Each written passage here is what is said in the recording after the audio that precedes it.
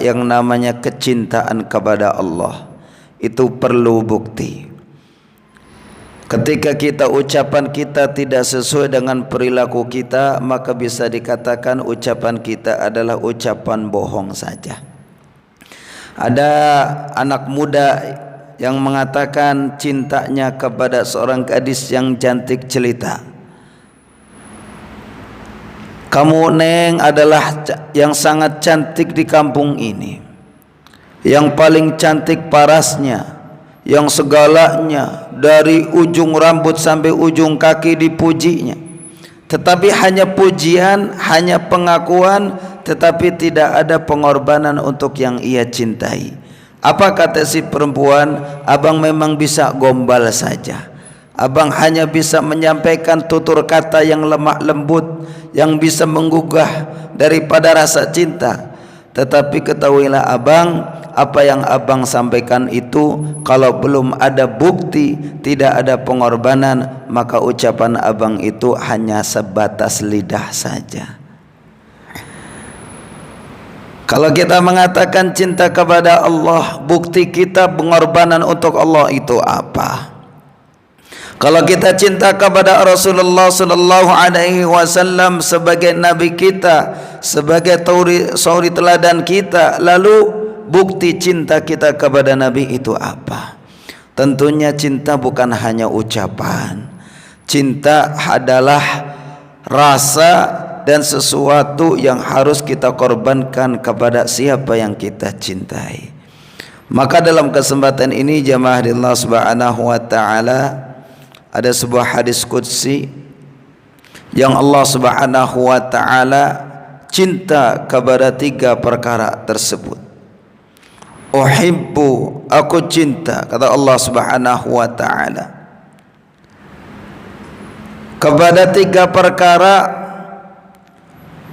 dan wahubbi, dan sesungguhnya aku sangat cinta kepada melebihi daripada 3 perkara yang aku cintai.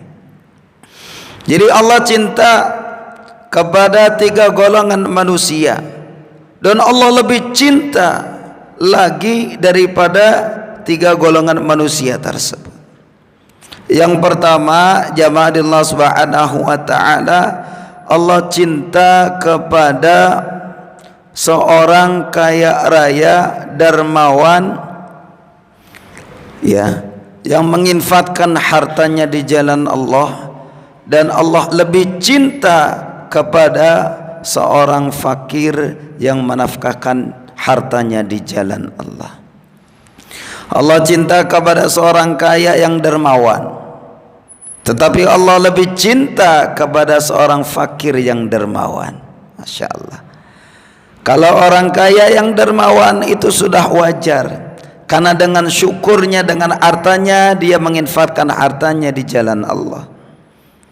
Dan ibadahnya orang kaya, ya ibadahnya salah satunya adalah bersedekah, berinfak. Tetapi jamaah Allah Subhanahu wa taala, Allah sungguh senang kepada orang fakir yang berinfak, yang dermawan, yang peduli.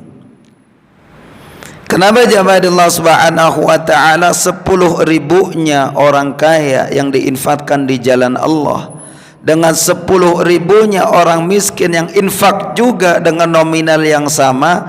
Ini nominalnya sama 10.000 dari orang kaya, dan ini 10.000 dari orang yang miskin, nominalnya sama, tetapi jamaah Allah Subhanahu wa taala ahabbu ilallah asyaddun. Allah Subhanahu wa taala sangat mencintai, lebih mencintai, ya, yaitu infaknya orang yang miskin tadi dibandingkan orang kaya. Kenapa? Sama-sama 10.000. Kalau orang kaya 10.000 itu apalah arti uang 10.000? Kalau zaman sekarang 50.000 apalah artinya uang 50.000? Tetapi 50.000-nya seorang miskin jamaah Allah Subhanahu wa taala bisa dinafkahkan di jalan Allah, tentunya dengan pertimbangan yang luar biasa. 50.000 Kalau anak muda sekarang, aduh lumayan beli kota. Berapa giga tuh? Ya, 30 giga. Masya Allah. Ya, ada yang 40 giga. Bisa internetan, bisa ini segala macam. Pertimbangannya banyak.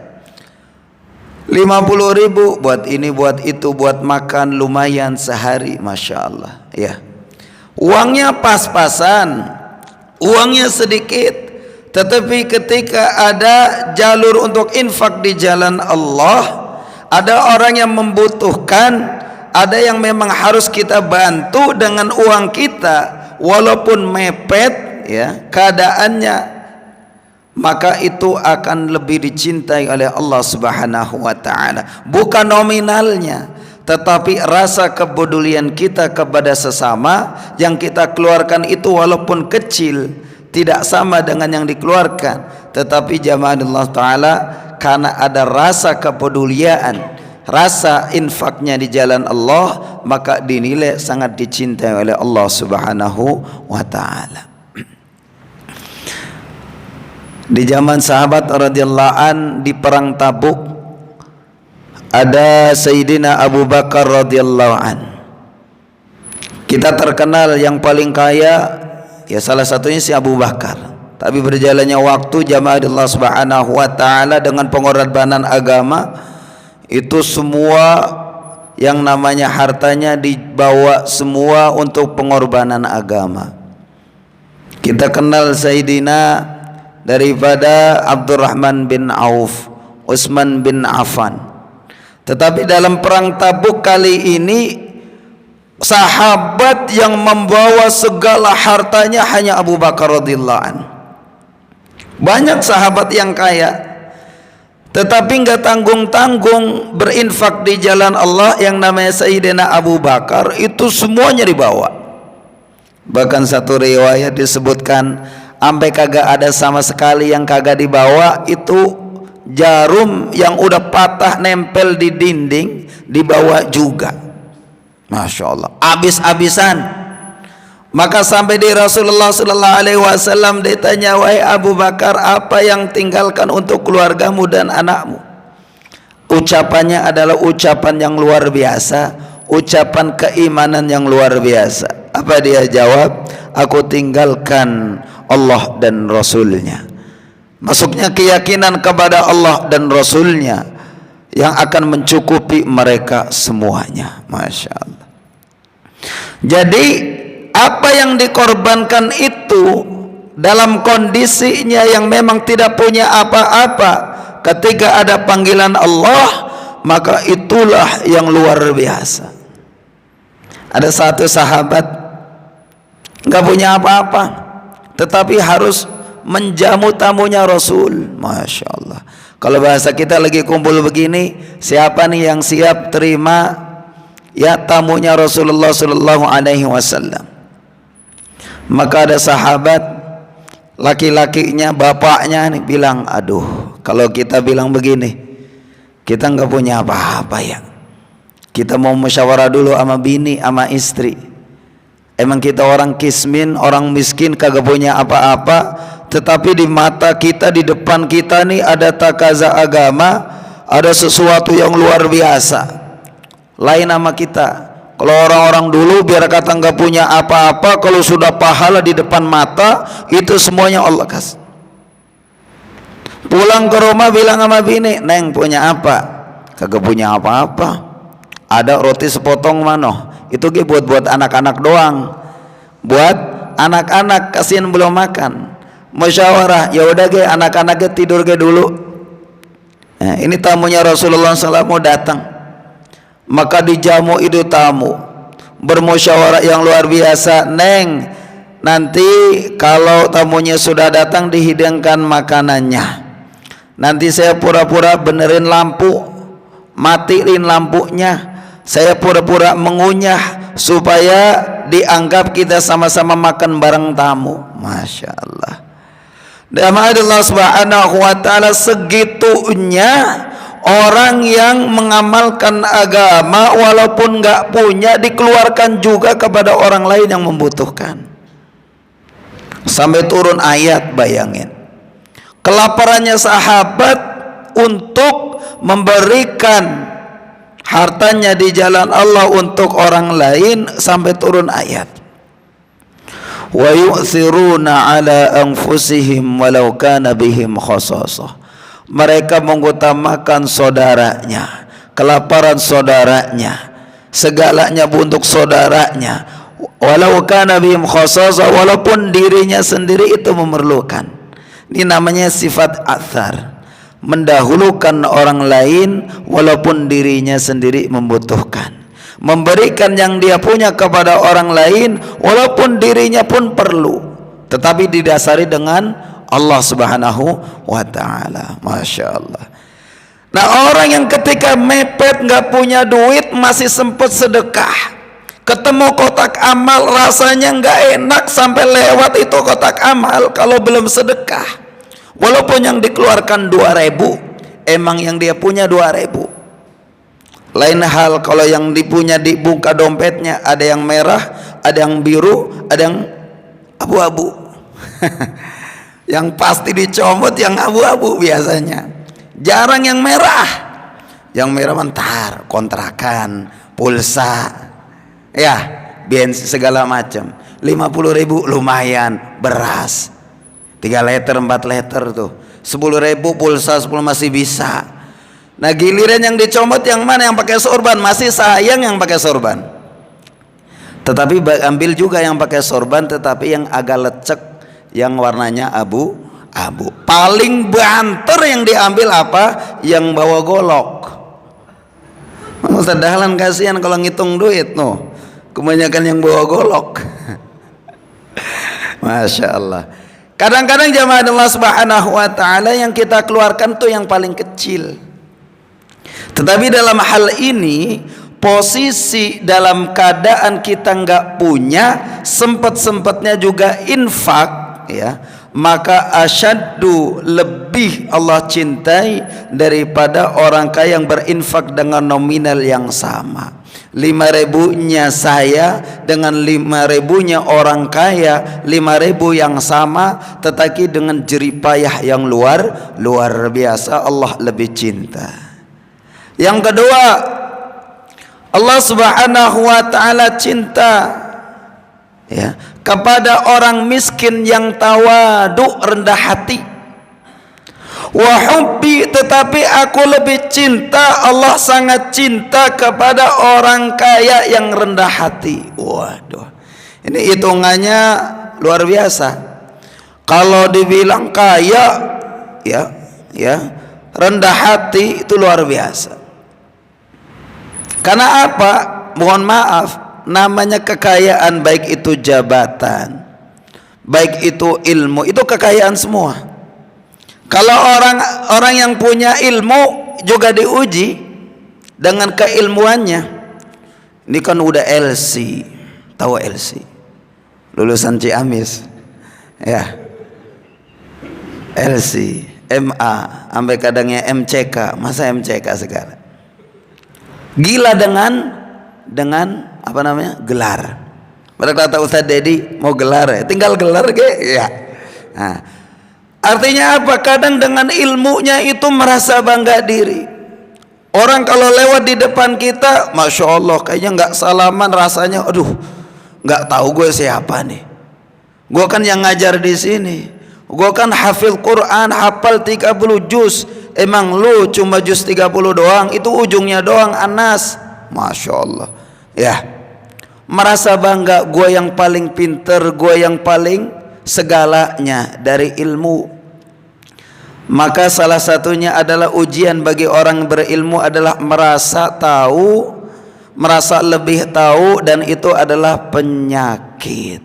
Padahal ilmu semakin Allah berikan kepada kita adalah akan menjadi tolak ukur kita semakin dekat dengan Allah, bukan semakin jauh kepada Allah. Semakin merunduk, bukan semakin, ya, bangga dengan ilmunya. Sering di pesantren disampaikan, jadilah wahai kamu manusia sebagaimana tanaman padi, makin berat makin nunduk, ya, makin ke bawah. Jangan seperti pakis. Apa pakis ya?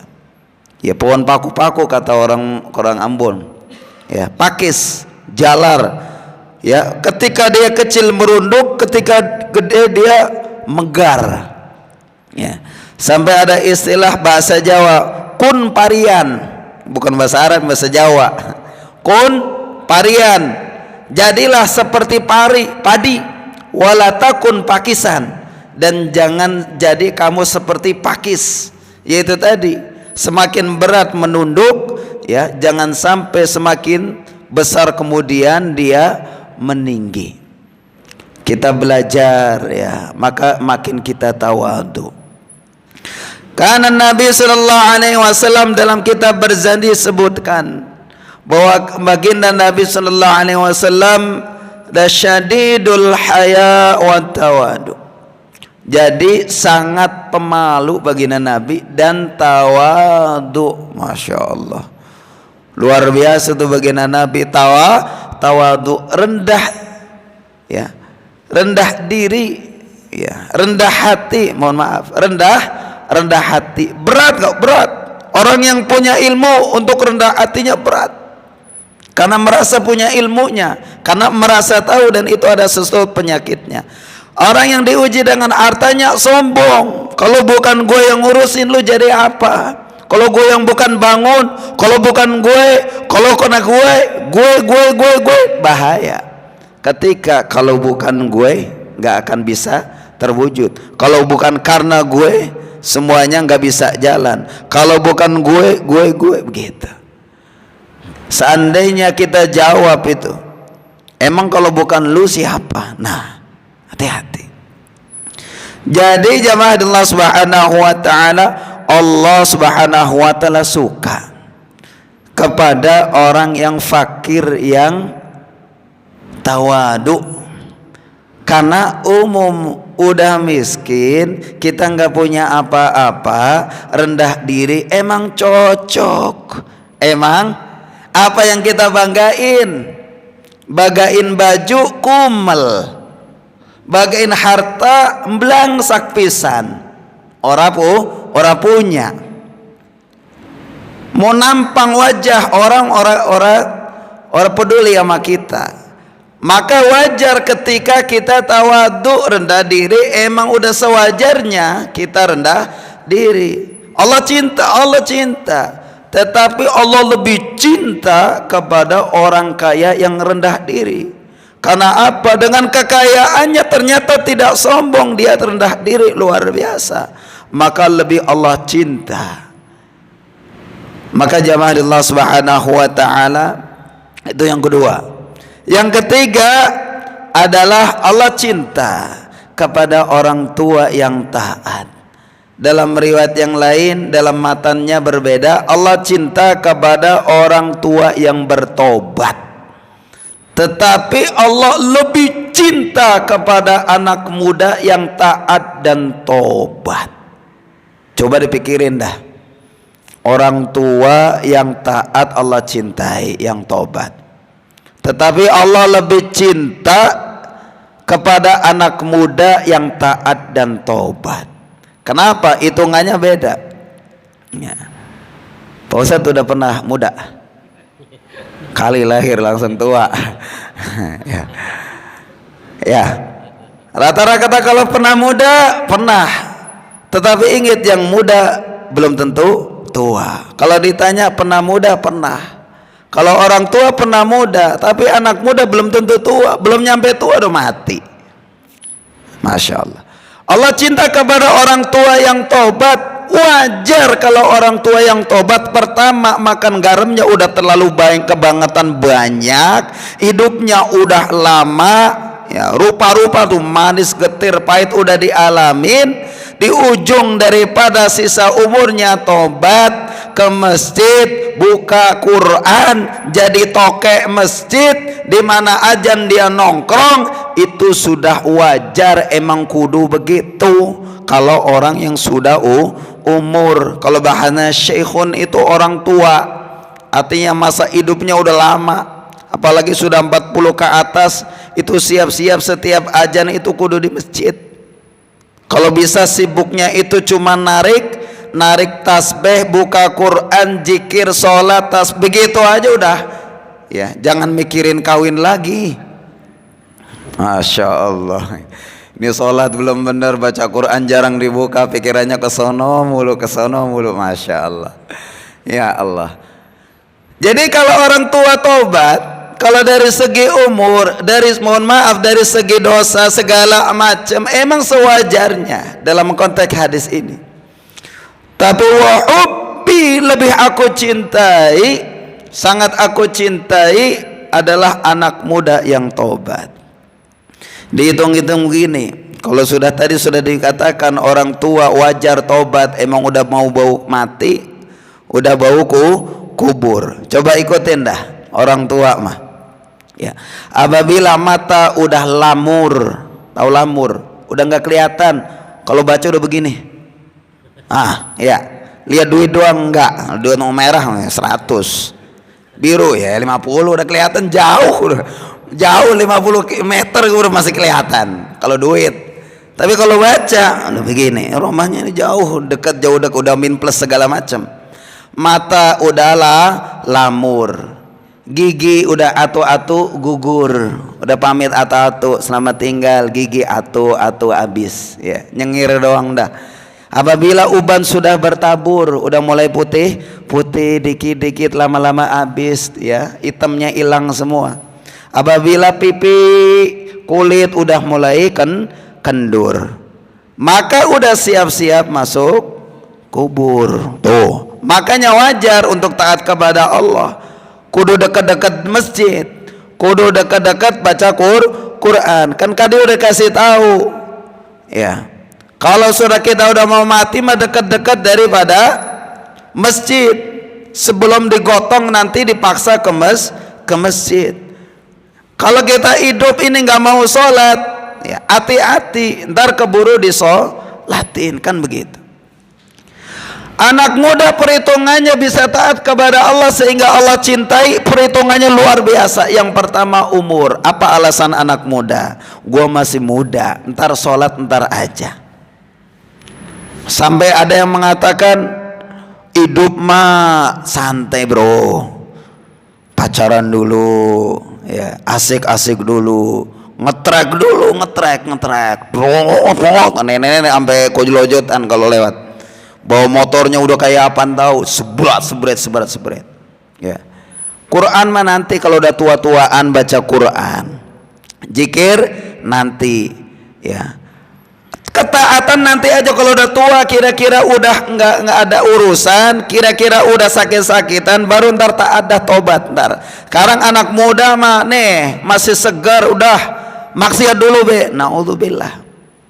Tetapi ketika anak muda, zaman muda, jasad masih kuat, otaknya masih luar biasa, tetapi masih mau ke masjid, mau taat, mau istighfar, mau sholat, itu Allah lebih cintai daripada orang tua yang tobat.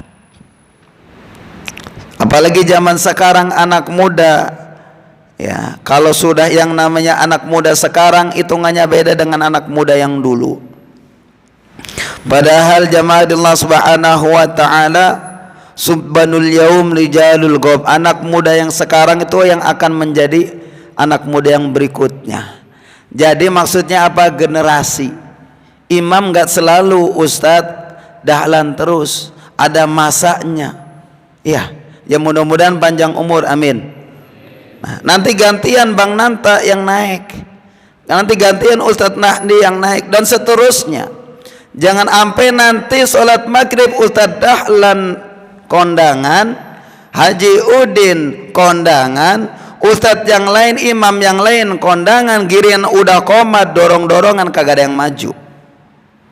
Ambil diumumin hari ini sholat maghrib libur. Kenapa? Imamnya kondangan. Lah paling parah kalau imamnya mencret, imam atu-atunya doang. Emang dia yang paling cakep suaranya, bacaannya paling cakep. Emang orang hidup, orang penyakitan mencret, dia kagak berangkat ke Miftahul Udah, Qomat udah, kagak ada yang maju. Apa dia bilang? Sholat libur. Kenapa? Dikarenakan imam mencret. Nggak jadi. Yang muda kemana? Yang muda maju. Maka jamaah Allah subhanahu wa ta'ala, nah 3 perkara inilah Allah yang cintai. Jadi yang pertama adalah Allah cinta kepada orang kaya yang dermawan, tetapi Allah lebih cinta kepada orang fakir yang dermawan. Yang kedua adalah Allah cinta kepada orang fakir yang rendah diri, tetapi Allah lebih cinta kepada orang kaya yang merendah diri. Yang ketiga, Allah cinta kepada orang tua yang tobat, yang taat, tetapi Allah sangat cinta dan lebih cinta kepada anak muda yang taat dan tobat. Maka jamaah Allah subhanahu wa ta'ala, yang terakhir, mudah-mudahan dari inti yang saya sampaikan adalah waktu semakin berjalan, yang tua yang muda semuanya akan kembali kepada Allah. Maka disegerakan amal, jangan ditunda-tunda. Sebelum masuk jasad kita ke dalam keranda, kendaraan yang paling angker, yang setiap masuk ke dalamnya dipastikan pasti mati. Ya, yang enggak ada rodanya kecuali roda manusia. Suaranya bukan uik-uik, bukan ambulan, suaranya la ilaha illallah, la ilaha illallah. Lewat mana? Lewatnya gangnya sono, gang gober. Masuk sono. Iya. Gang gober. Turun sendiri kagak diturunin. Takut kalau turun sendiri mah ya. Gue turun sendiri lama lu bawanya. Turun dia, turun. Turun masuk, dipendam. Nah, kalau sudah model begitu, gue kaya, nggak ada lagi urusan. Gue pejabat, nggak ada urusan. Gue ganteng, gerumutin sama cacing tanah. Gue punya ini, punya itu, ditanggalin semua. Maka sebelum itu terjadi, amal jangan ditunda-tunda, amal jangan dilewat-lewat, amal jangan di kapan-kapan. Hati-hati, keburu mati, keburu dikanfankan dan lain sebagainya. Maka jamaah ta'ala, ngaji terus, jangan sampai bosan. Karena apa? Allah subhanahu wa ta'ala ingatkan kita nggak bosan-bosan. Ketaatan jangan sampai bosan, karena Allah panggil kita nggak bosan berapa? 5 kali sehari. Na'udzubillah min dzalik. Kalau kita sudah numpang di buminya Allah, kemudian nggak mau taat sama Allah, itu manusia yang paling luar biasa. Kenapa? Manusia nggak tahu syukur kepada Allah. Kalau bahasa kita, lu udah numpang tempat, numpang makan, kagak bayar lu. Dia apa nih orang begitu? Diseblok pakai air. Udah numpang di bumi Allah, syukurnya kagak ada dengan sholat, dengan baca Quran, zikir dan lain sebagainya. Diberi rezeki oleh Allah, dihidupkan oleh Allah, malahan ngotorin tempatnya Allah, dosanya dikumpulkan, amalnya ditinggalkan. Na'udzubillah. Maka mudah-mudahan kita ini sisa umur kita, Allah subhanahu wa ta'ala jadikan semakin taat, amin, semakin baik, yang hijrahnya semakin sempurna, yang tadinya amalnya sedikit semakin banyak, semakin ikhlas dan ikhtikhlas. Dan mudah-mudahan semuanya kita dicabut oleh Allah subhanahu wa ta'ala dalam keadaan husnul khatimah, amin ya rabbal alamin. Mudah-mudahan ada manfaatnya, kurang lebihnya mohon maaf dari saya. Subhanakallahumma wa bihamdika asyhadu an la ilaha illa anta astaghfiruka wa atubu ilaik. Wallahul muwaffiq ila aqwamit thoriq. Assalamualaikum warahmatullahi wabarakatuh.